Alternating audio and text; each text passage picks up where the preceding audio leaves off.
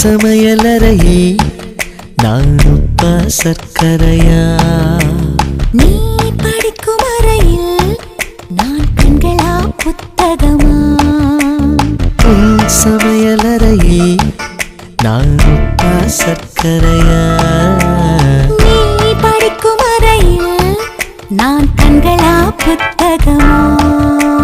நீ விரல்கள் என்றால் நான் நகமா மோதிரமா?